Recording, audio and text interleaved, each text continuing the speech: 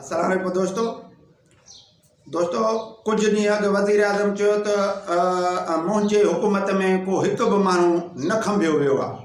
उन ते ॻाल्हाईंदासीं दोस्तों वज़ीर आज़म जी ज़िम्मेवारी आहे त पूरे पंहिंजे मुल्क पंहिंजे पाकिस्तान जी ॻाल्हियुनि खां बाख़बर हुजे, अंदरूनी ॻाल्हियुनि खां बाख़बर हुजे, पर ॿाहिरिनि ॻाल्हियुनि मां बाख़बर हुजे।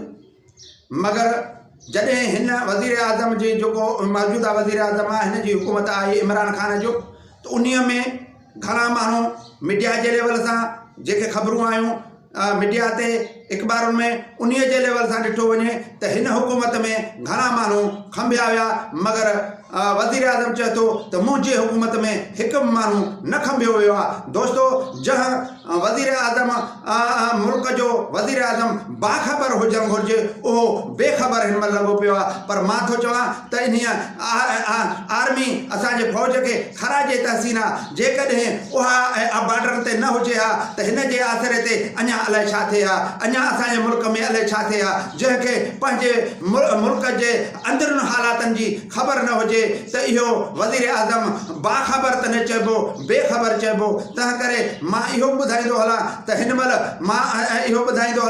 हिन महिल पाकिस्तान में 4 सूबा आहिनि, पर जे चइनि सूबनि में हिन महिल जेको हालात आहिनि उहे हिन वज़ीर आज़म एतिरा बिगाड़े छॾिया आहिनि जो माण्हू बेज़ार थी पिया आहिनि, चवनि था सुभाणे ताईं हुकूमत न रहे त बहितर आहे। दोस्तों हिकिड़ी ॻाल्हि ॿुधाईंदो हलां त जेकॾहिं कंहिं बि सूबे जे माण्हुनि खे हक़ न मिलंदा, उन्हनि खे तइलीम न मिलंदी, उन्हनि खे रोज़गार न मिलंदो, त उहे दा हक़ूक़ ज़रूरु कंदा।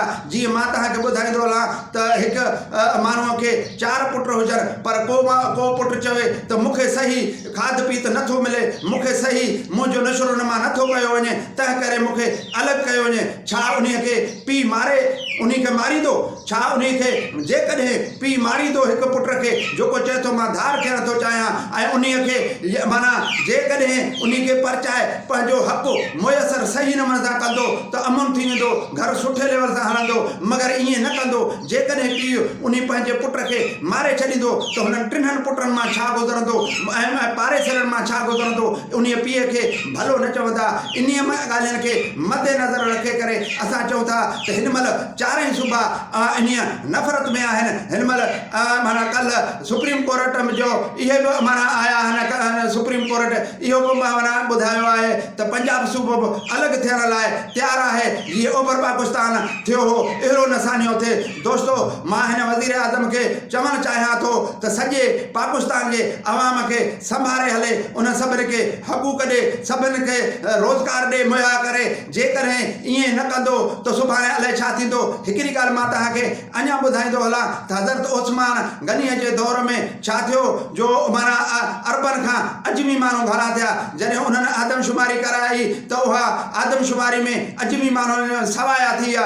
इहा ॻाल्हि जॾहिं वीक थी हुकूमत जे तरफ़ां त पोइ उन्हनि इनकलाब हाणे ऐं उहा हज़रत उस्मान गनीअ जी हुकूमत खे डिज़ाल्व कयो वियो। दोस्तों इहा ॻाल्हि त वॾी आहे, पर मां तव्हांखे हीअं ॿुधाईंदो हलां उन सबक़ खे सऊदी हुकूमत हिन महिल ते यादि कयूं, ऐं उहा कानून अहिड़े लेवल सां तइ करे छॾी जो महदूद माण्हू पंहिंजे मुल्क ताईं घुराए थो। त हिन महिल मां ॿुधायां त पाकिस्तान जी सूरत हाल इहा आहे त हाणे माण्हू घणो माना दा हक़ूक़ नथा कनि, ऐं माना उहो इज़हार घटि रखनि था, मगर नफ़रत घणी रखनि था। हिन महिल मौजूदा अवाम जी इहा कैफ़ियत आहे। जेका बि अवाम आहे 4 सूबनि जी, उहा नफ़रत घणी रखे थी, ऐं माना उहो माना इज़हार घटि करे थो। तंहिं करे मां वज़ीर आज़म खे ऐं हुकुमरान हिन हुकूमत में जेके बि आहिनि उन्हनि खे इल्तिजा कंदुसि त महिरबानी करे सही नमूने सां माना अवाम खे माना हक़ूक़ ॾिना वञनि, सही नमूने सां हुकूमत